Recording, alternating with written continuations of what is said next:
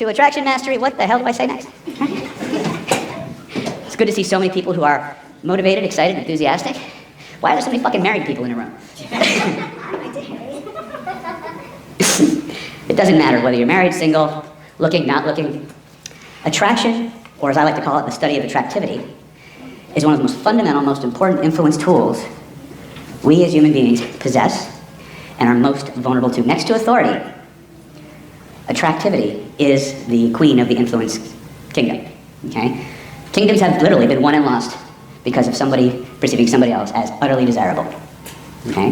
Now, we're going to talk about different types of attraction in the next 4 days. We're going to explore things that you may have studied elsewhere or may be completely new to you. We want to target the areas where you want to emphasize the most while giving you a system that allows you to have a roadmap to follow. Now keep in mind, first rule of influence, human beings don't always do what you want, but they almost always do what you tell them. Human beings don't always do what you want, but they almost always do what you tell them. What does that actually mean? It means that anything that leaves your mouth, any body language cue, any combination thereof, is open to interpretation by the receiver. And how they receive and interpret that information will determine what they do. And regardless of what your intention was, whatever they do is what you told them to do. Because that's how they interpreted your communication, right? And NLP has a more complicated way of saying it, which basically means the meaning of any communication is equivalent to the response it gets, okay? You know, and many of the things that we're going to learn from gender to gender are very paradoxical. They make no sense from the perspective of the other gender. That's why I like to do co-ed workshops, because it's high comedy for me. To watch the looks of horror and stunned shock and awe when they realize how what they're doing is being interpreted or what the actual intention behind the behavior is. Okay? This is easily the most politically incorrect class I teach. For those of you who were on the mastermind last night, you got a little taste, right? I am going to say things that you are not going to want to hear. Period. We need to make a very strong distinction about certain things. Each of us has a map inside of us that tells us how the world is supposed to be. That is the map we move through the world responding to. But there's another map that comes first, and that's called the way the world is. And it's not politically correct, and it's not fair, and it's not, sometimes it's not just, okay? But it is the way the world is, and you will never make your world what you want it to be until you understand the way the world is. Because until you understand the way the world is, you don't know what to fucking change. And all change starts with you. Does that make sense? Okay? Human beings are, men and women are emotionally, evolutionarily hardwired slightly different. Okay? And so we want you to play with this idea. And this is, again, this is a prerequisite to the entire time. If you can't do this, you should fucking leave now. Seriously. You need to be as playful, as fun-loving, and as curious as humanly possible. You need to get that neurolinguistic stick out of your ass, step out of your comfort zone, and just fucking cut loose. Because that is the way you find the new you. Okay? Some of you have evolved ways of meeting and attracting people that work very, very well for you, and that's fine. There may be nuances that can enhance what you're already doing. If you're not getting the results that you want, stop doing what the fuck you're doing. Right? You know the definition of insanity, right? Everybody's heard it, doing the same thing 1,000 times, expecting a different result? No! And that doesn't mean you should try what we're teaching you once or twice and then say, fuck it. There is a learning curve to this, right? Give yourself permission to suck. Not that way. That comes later, no pun intended. Well, okay, much intended. Yes, you will hear me be dropping innuendos left and right, okay? Gentlemen, pay attention to that. You will rarely hear me say cock, fuck. Well, you hear me say fuck a lot, but one of the things you need to understand about the gender differences is women thrive on innuendo. They thrive on innuendo. Because if you don't say the dirty parts, they'll fill in the dirty parts. And when a woman fills in her own dirty parts, it's perfect for her. You understand? Now, there's this thing we talk about called the echo technique, right? You guys remember that? We also talk about something called the emotional bonding checklist. Remember me saying, oh, so many moons ago, however long you've been with me, that we have a checklist for everything? We have a checklist for everything. Every man and woman in this room. Now, here's another thing. When you see me talking to a specific person or doing a specific process with somebody, it's very natural to pay attention to me. I want you to do something a little different. I want you to pay attention to the person I'm doing the process with. and watch their nonverbal responses and then followed by their verbal responses. This is your first rule. Pay attention, pay attention, pay attention. But pay attention to the right stuff in the right order. Okay? People will always answer with their body before they answer with their mouth. They will always answer with their body before they answer with their mouth. If you want to be a socially adept human, you must become a master of reading what people say with their body. Because without that, you cannot calibrate if the words coming out of your mouth, the identity and the persona that you're expressing, is being interpreted in the way that's moving you forward or moving you away from the goal. Okay? I want to make this as idiot-proof as I can, but I give human beings full credit for finding unique and powerful ways to screw things up that I never anticipated. Right? Give yourself permission to screw this up. I did a 4-hour AMA on various pieces of the things we'll be covering in this class, and one of the things that I said, and this is something that rankles certain people of certain ages, I told you to think about what we're doing as a game. And if you're familiar with Neil Strauss's book, The Game, there's a very powerful psychological reason why it's useful to think about this way. Most of us don't make value judgments about ourselves and our self-worth when we fuck up on a video game. Why? Because we can press the reset button, we can put another coin in, we can swipe our card and play another round. Right? Most of us, when we bought a computer game, we got blown up within the first 30 seconds of playing. Right? Give yourself that same permission. Be okay with it. The more playful you are, the more fun and excitement and enthusiasm you bring to this, the more irresistible you're going to be. Okay? Everything about me... Sorry? Is there a question? Okay. Everything about me is intentional. I built the David you see in front of you piece by piece by piece, by moving through the world, evaluating who I was, the results I was getting, what I wanted to be, and how is that interpreted by the people that are around me. And slowly, over time, I developed this.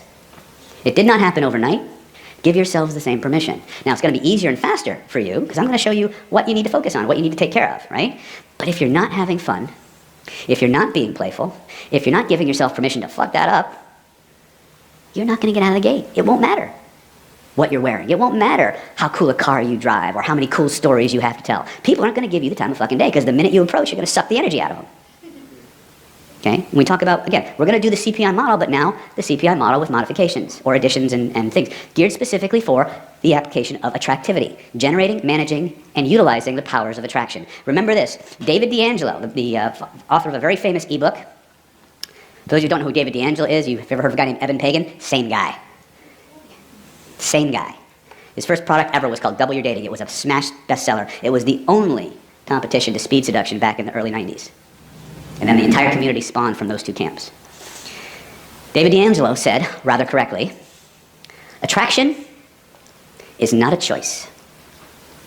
You don't get to choose who you're attracted to. Now David comes along and says, but wait, that's true.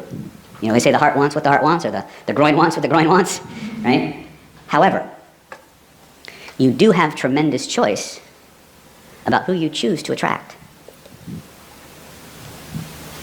You have tremendous amounts of choice about who you choose to attract.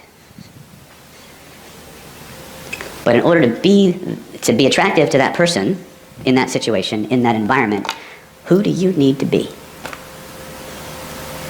And are you willing to become that person? And if you are willing to become that person, how hard are you going to have to work to stay that person?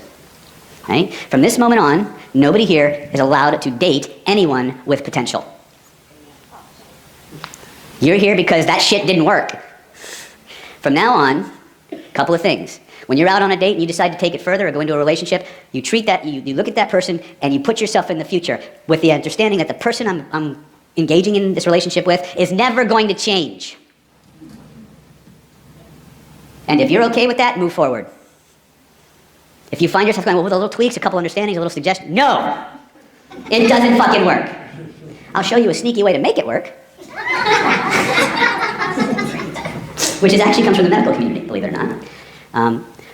But by and large, couples that work tend to work from the start. I've tested this, I've lived it. Okay? If a person's not getting it for you, in the first few dates, if you find yourself saying, oh man, this guy's gonna go far, or this girl's gonna be awesome, I just did these two things. Right? No. Assume the person in front of you is the person you're gonna be with for the next 50 years. and decide accordingly. Does that make sense? Okay? I'm going to teach you. You guys have all heard me talk. A lot of you have been through 3 magic questions processes. We're going to show you 3 magic questions on steroids this weekend. Okay? If you follow the processes, you'll be like fucking Batman when it comes to attractivity, or Batgirl, as the case may be. Okay? The CPI module is your belt, and then everything else are the little cartridges, little grappling guns and little sleep gas things, no roofies, right? Right? And it's completely ethical. Right? And that brings us to another point. Sometimes we get a little close to the edge. I'm going to teach you about dark, black hat, gray hat, white hat stuff.